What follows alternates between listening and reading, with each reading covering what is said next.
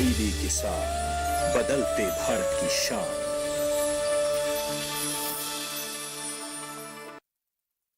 गांव किसान के सह प्रायोजक है agriculture insurance company of India limited. संपन्न भारत की पहचान, बीमित फसल, खुशहाल किसान और LIC, जिंदगी के साथ भी जिंदगी के बाद भी।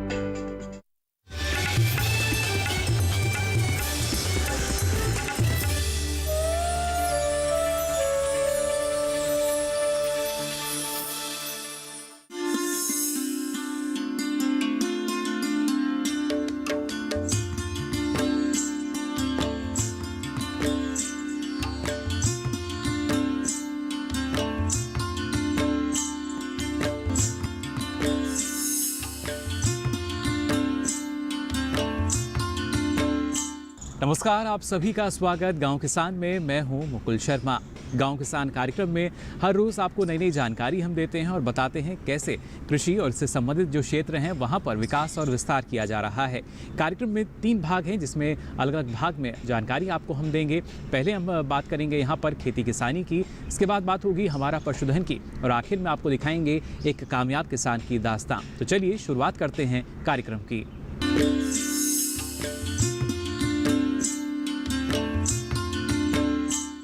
किसान बहनों भाइयों, खेती किसानी में सबसे पहले आज बात करते हैं विकास की। जी हाँ, ना सिर्फ कृषि क्षेत्र के विकास की बल्कि हम बात कर रहे हैं हरियाणा के युवा किसान विकास वर्मा की, जिन्होंने मशरूम का चयन किया और मशरूम के साथ साथ उसके प्रसंस्करण के क्षेत्र में भी आगे बढ़े। कैसा रहा इनका अनुभव, आइए देखते हैं।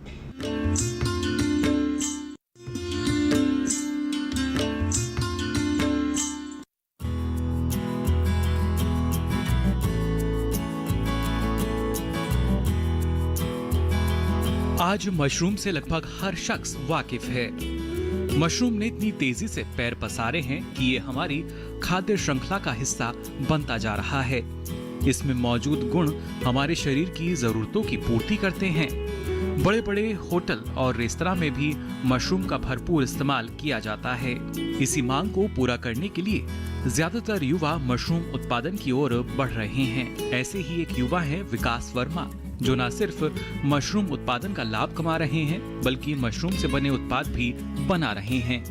विकास करीब 5 सालों से मशरूम उत्पादन का काम कर रहे हैं। वेदांता नाम की उनकी ये कंपनी अब मशरूम उत्पादों की ओर बढ़ रही है। उनके उत्पादों में सबसे मुख्य है मशरूम से बने बिस्किट और हेल्थ ड्रिंक्स। विकास बताते हैं कि मशरूम में काफी मात्रा में प्रोटीन पाया जाता है, जो शरीर के लिए बेहद जरूरी है। कुछ लोग मशरूम खाना पसंद नहीं करते, इसलिए ऐसे लोगों के लिए इस तरह के उत्पाद अच्छा विकल्प हो सकते हैं। विकास ने इस काम को शुरू करने के लिए बाकायदा प्रशिक्षण भी लिया है। इतना ही नहीं, मशरूम उत्पादन के लिए विकास को सम्मानित भी किया जा चुका है। ये मैं लास्ट 5 ईयर से मशरूम फार्मिंग कर रहा हूँ और मशरूम फार्मिंग के साथ साथ हम मशरूम के कुछ प्रोडक्ट भी लॉन्च कर रहे हैं मार्केट में। वेदांता मशरूम फूड मेरी कंपनी का नाम है। और अभी आप देख रहे होंगे डिस्प्ले में जो हमने मशरूम के बिस्किट्स और मशरूम का हेल्थ ग्रेन पाउडर बनाया हुआ है। जो मशरूम के बिस्किट होते हैं उसके अंदर बहुत ज़्यादा प्रोटीन विटामिन है, जो एक बहुत अच्छी एक ऊर्जा का बहुत अच्छा स्रोत है। और उसके साथ साथ में हमने मशरूम की ट्रेनिंग आज से 5 साल पहले जो सोनीपत एक यूनिवर्सिटी से ली थी और उनके बाद में हमने मशरूम की फार्मिंग स्टार्ट की थी। और उसके बाद हमने HU यूनिवर्सिटी से मशरूम ट्रेनिंग की, उसमें हमने ऑयस्टर मशरूम ट्रेनिंग वहाँ से ली। और ऑयस्टर मशरूम ट्रेनिंग के बाद हमने आज ऑयस्टर मशरूम ग्रो कर रहे हैं और घरोंडा करनाल से हमको नंबर 1 हरियाणा मशरूम फार्मिंग का अवार्ड भी मिल चुका है। मशरूम में काफी संभावनाएं मौजूद हैं। युवा वर्ग इन संभावनाओं को पहचान कर इसमें अपना भविष्य सुनिश्चित कर सकते हैं। हमारे देश के कृषि विश्वविद्यालयों और कृषि विज्ञान केंद्रों में समय समय पर मशरूम उत्पादन से लेकर उनके प्रसंस्करण पर प्रशिक्षण दिया जाता है, जिसे लेकर युवा आसानी से आत्मनिर्भरता की ओर बढ़ सकते हैं।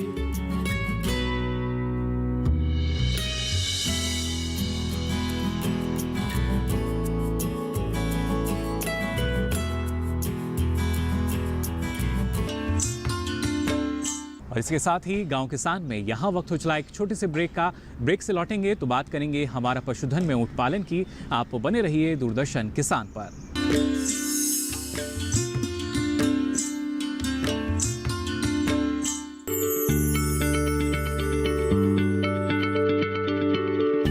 क्या आप किसी बीमारी से परेशान हैं,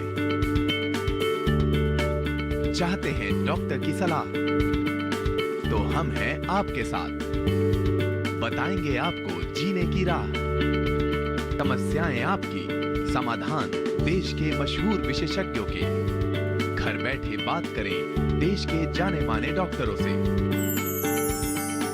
हमारे लाइव प्रोग्राम स्वस्थ किसान में हर शनिवार शाम 6 बजे से 7 बजे तक।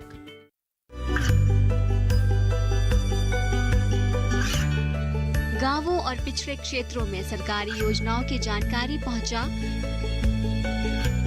देश में कौशल और क्षमता विकास कर ग्रामीणों को सामाजिक बदलाव और विकास से जोड़ने की दूरदर्शन किसान की पहल चौपाल चर्चा देखें सोमवार से शुक्रवार सुबह 9 बजे। बीमारियों से कैसे बचेगी फसल, मवेशियों की मुश्किलों का क्या है हल, कहां से लाएं बीज, कितनी लगेगी खाद, किसानों के हर फोन का विशेषज्ञ देंगे जवाब। देखिए हेलो किसान लाइव सोमवार से शुक्रवार शाम 6 बजे।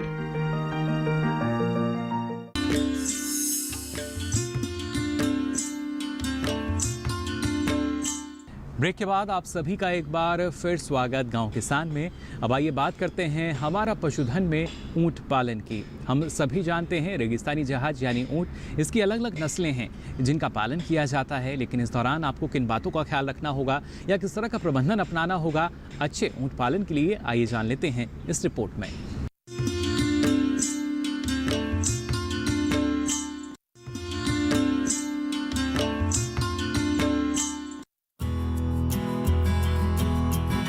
विश्व में ऊंटों की सबसे ज्यादा संख्या अफ्रीकी और अरब देशों में है, जहां इनका पालन दूध और मांस के लिए किया जाता है। हमारे देश में तस्वीर काफी अलग है। हमारे यहाँ ऊंट का प्रयोग बोझा ढोने सवारी के लिए, खेती के काम में, पानी निकालने में और दूध उत्पादन के लिए किया जाता है। भारत में सबसे ज्यादा ऊंट राजस्थान में पाए जाते हैं। ऊंट राजस्थान की विषम जलवायु में भी आसानी से रह लेता है, जबकि बाकी जानवरों पर खासा असर पड़ता है। इसलिए यहाँ का किसान या पशुपालक ऊंट पालन में ज्यादा दिलचस्पी लेता है। ऊंटनी का दूध स्वास्थ्य के लिए बेहद लाभदायक होता है, जिसका बाजार में अच्छा खासा लाभ मिलता है। ऊंटनी के दूध उत्पादन की क्षमता कई बातों पर निर्भर करती है, जिसमें दुग्धकाल, नस्ल, ब्यान का समय और जलवायु भी है। यदि ऊंटनी को अच्छा आहार दिया जाए तो 8 से 10 लीटर दूध लिया जा सकता है। इसके दूध में वसा, प्रोटीन, लैक्टोज और खनिज तत्व मौजूद रहते हैं। इस दूध में कई औषधीय गुण भी मौजूद होते हैं। इसी वजह से इसका दूध बाकी पशुओं की तुलना में महंगे दाम पर जाता है। ऊंट पालन के लिए अच्छी नस्लों का चयन करें, जरूरत और स्थान विशेष के हिसाब से हों। जैसे राजस्थान में बीकानेरी, मारवाड़ी, जैसलमेरी, मेवाड़ी, गुजरात में कच्छी और खरई, मध्य प्रदेश में मालवी, हरियाणा में मेवाती। साथ ही राज्य सरकार के पशुपालन विभाग में रजिस्ट्रेशन कराना बहुत जरूरी है, जिसके लिए राज्य सरकार गर्भवती मादा ऊंटनी के रजिस्ट्रेशन पर राशि देती है। फिर जब उसका बच्चा 1 महीने का हो जाता है तो दोबारा राशि दी जाती है। बच्चे के 9 माह के होने पर भी सरकार आर्थिक सहायता करती है। ऊंट के सही विकास के लिए आहार की अहम भूमिका है। ऊंट प्रतिदिन अपने शारीरिक भार का अधिक से अधिक 1.5 से 2% चारा लेता है। ऊंट के आहार को 3 भागों में बांट सकते हैं। पहला, हरी घास, खरपतवार, झाड़ियां और पेड़ों के पत्ते। दूसरा, सूखा चारा, जिसमें ज्वार, बाजरा, मक्का, मूंग और मोठ का भूसा होता है। और तीसरा, दाने के रूप में। इस आहार में बाजरे व जौ का आटा, गुड़, चना, मोठ, मूंग, ज्वार, मक्का, गेहूं, तिल और सरसों की खल शामिल है। ऊंट में मुख्य रूप से 2 प्रकार के रोगों की आशंका बनी रहती है, जिसमें पहला है सर्रा रोग। ये रोग परजीवी खून चूसने वाली मक्खी टेबनेस के काटने से फैलता है। इस रोग के लक्षण में बुखार आना और कमजोर होना शामिल है। कभी कभी ऊंट के शरीर में सूजन भी आ जाती है। इससे बचाव के लिए पशु चिकित्सक से सलाह लेकर इंजेक्शन लगवाना चाहिए। वहीं दूसरी बीमारी है मेंस या खाज। ये रोग ज्यादातर सर्दियों में होता है। इसमें बाल उड़ जाते हैं, चमड़ी काली पड़ जाती है। इसके निदान के लिए पशु चिकित्सक की सलाह पर ही दवा का इस्तेमाल करना चाहिए। उचित प्रबंधन अपनाकर किसान ऊंट पालन से बेहतर लाभ अर्जित कर सकते हैं।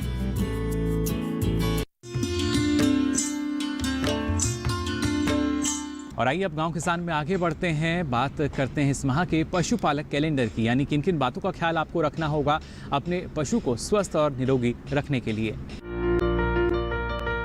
पशुओं को उनकी शारीरिक अवस्था एवं आवश्यकता के अनुसार उचित मात्रा में खनिज मिश्रण करीब 30 से 50 ग्राम प्रतिदिन देना चाहिए। इस माह में पशुओं को खुरपका, मुंहपका यानी FMD, एंथ्रेक्स, रेबीज व अन्य रोगों के विरुद्ध टीकाकरण अगर नहीं हुआ है तो टीकाकरण अवश्य कराएं। आने वाले समय में पशुओं में गर्भ संबंधी एवं अन्य रोगों की समस्या होने पर तुरंत चिकित्सीय परामर्श लेना चाहिए। यदि दूध उत्पादन में कमी हो रही है तो पशुओं के पोषण पर विशेष ध्यान देना चाहिए।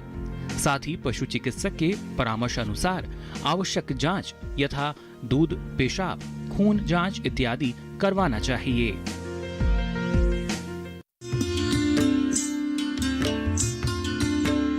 तो जाना आपने तमाम सावधानियां जिनको अपनाकर आप अपने पशु को स्वस्थ रख सकते हैं और इसके जरिए अपनी लागत को भी बचा सकते हैं। फिलहाल यहाँ वक्त तो चला एक और छोटे से ब्रेक का। ब्रेक से लौटेंगे तो कामयाब किसान की दास्तान में आपकी मुलाकात कराएंगे एक महिला किसान से जो कि प्रसंस्करण के क्षेत्र में काफ़ी आगे निकल चुकी हैं। आप बने रहिए दूरदर्शन किसान पर।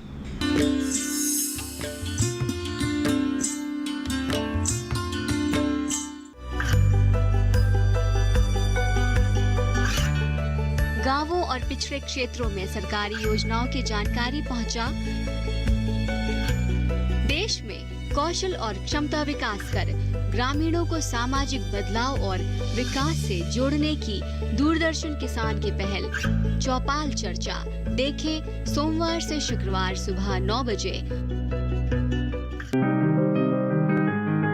बीमारियों से कैसे बचेगी फसल, मवेशियों की मुश्किलों का क्या है हल, कहां से लाएं बीज, कितनी लगेगी खाद,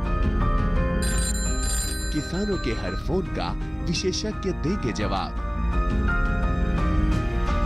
देखिए हेलो किसान लाइव सोमवार से शुक्रवार शाम 6 बजे।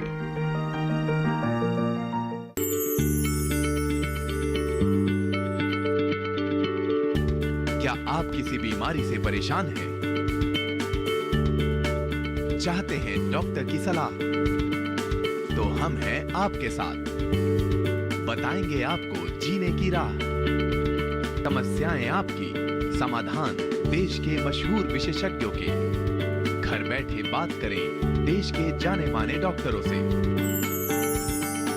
हमारे लाइव प्रोग्राम स्वस्थ किसान में हर शनिवार शाम 6 बजे से 7 बजे तक।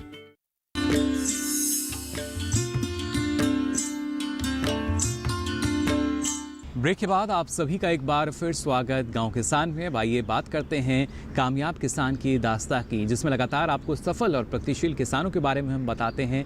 आज एक महिला किसान है जिनका नाम है सीमा। उनकी सफलता की कहानी आपको हम बताने जा रहे हैं। इन्होंने प्रसंस्करण के क्षेत्र में काफ़ी नाम कमाया है और खासतौर से जब बात की जाती है खाद्य प्रसंस्करण की तो कई तरह के उत्पाद तैयार होते हैं। इन्होंने चयन किया उसमें अचार का, लेकिन कामयाबी की राह इन्होंने कैसे पाई, आइए जान लेते हैं इस रिपोर्ट में।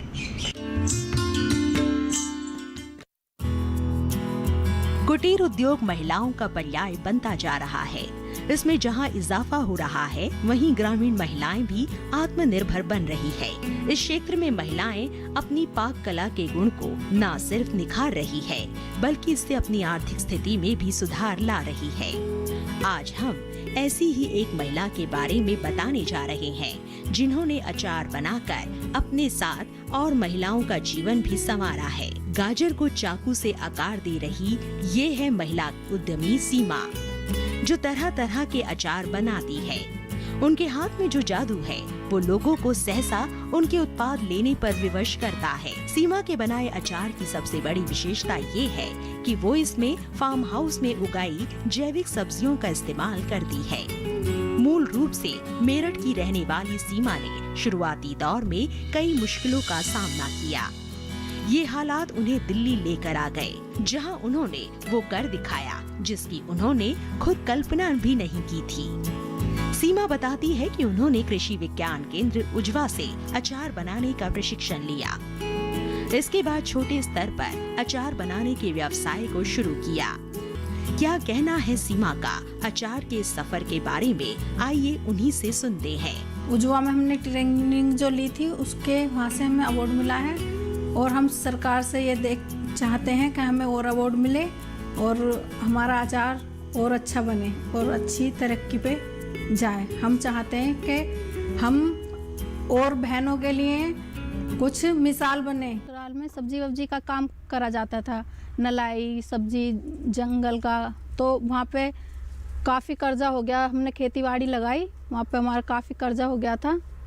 फिर वो उसके कर्जे से वहाँ पर रह के काफ़ी दिक्कतें आने लगी थी मतलब हमें।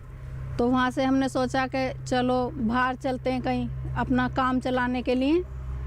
तो हम दिल्ली में आए जब हमारे पति जी की 4,000 रुपये सैलरी थी। फिर जो है हमने अचार के लिए सोचा, मैंने हमें पता पड़ा कि उजवा में ट्रेनिंग दी जाती है अचार की।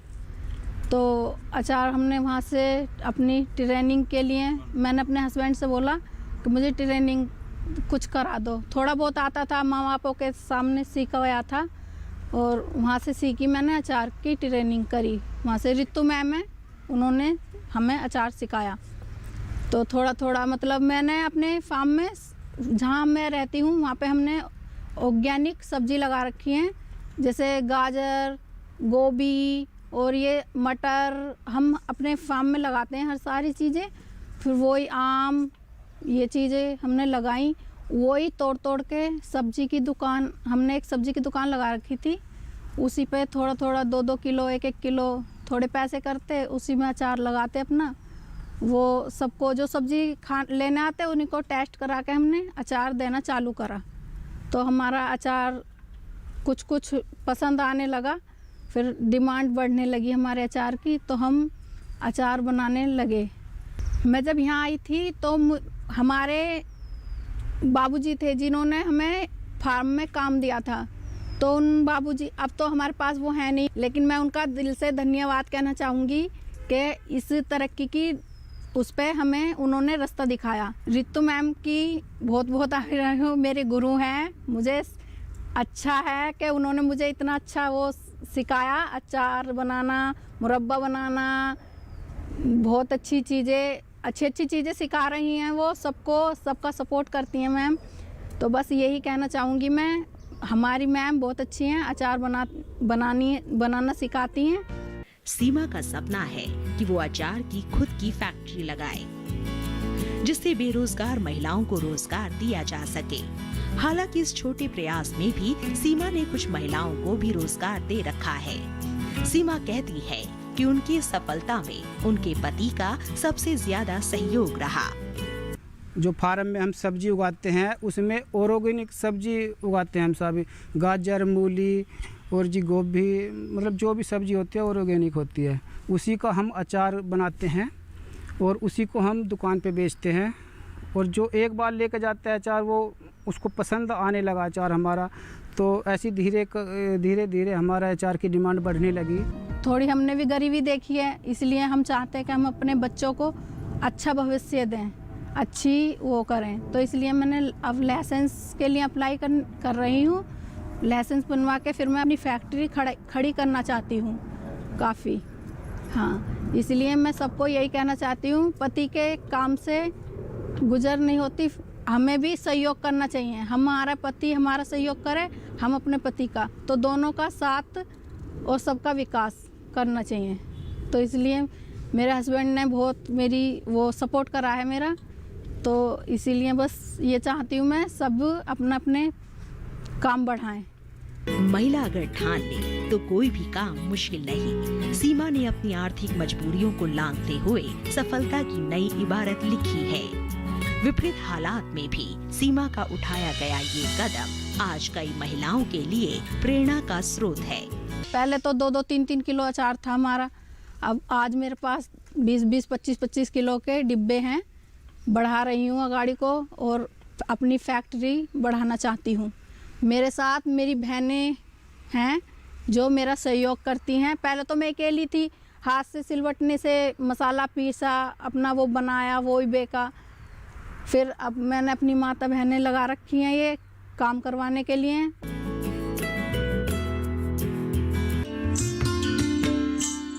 तो आज के लिए गांव किसान में बस इतना ही। दीजिए इजाजत, नमस्कार।